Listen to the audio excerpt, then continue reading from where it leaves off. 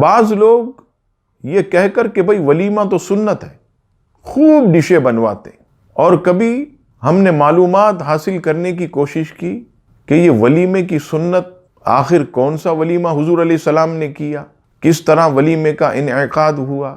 آئیے سب سے پہلی حدیث پاک سبل الہدی والرشاد، جلد نمبر 9، پیج نمبر 64 اور 65۔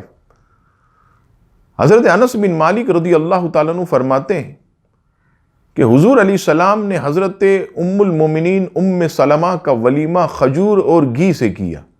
حضرت صفیہ رضی اللہ تعالی عنہا ام المومنین کا ولیمہ کھجور اور جو سے فرمایا۔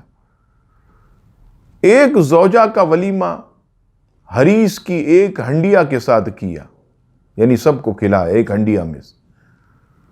اور حضور علیہ السلام کا جو سب سے بڑا ولیمہ وہ کیا ہے؟ اللہ اکبر۔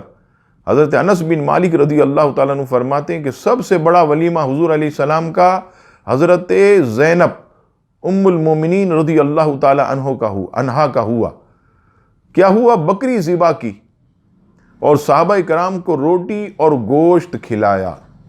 آج بتائیے اگر کوئی اس طرح کا ولیمہ کرے، لوگ کہیں گے اچھا ہماری تو 20 25 ڈشیں کھا گیا اور ہمیں روٹی اور سالن پکڑا دیا۔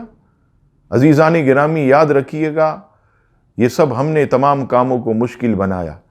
ولیمہ کیا سنت ہے اس کا بھی علم ہونا چاہیے۔ کیسی سادگی سید عالم علیہ السلام کی۔ اللہ تعالی ہم سب کو ایسی سادہ زندگی گزارنے کی توفیق عطا فرمائے۔ آمین ثم آمین۔